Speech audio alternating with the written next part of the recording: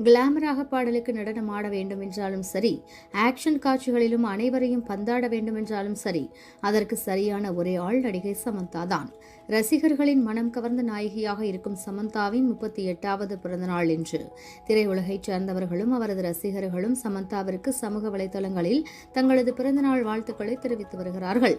38வது பிறந்தநாளை கொண்டாடும் நடிகை சமந்தாவின் சொத்து மதிப்பு குறித்து விவரம் வெளியாகியுள்ளது. அதன்படி இத்தனை ஆண்டுகால சினிமா வாழ்க்கையில் ரூபாய் 100 கோடி வரை சொத்து சேர்த்துள்ளாராம் சமந்தா.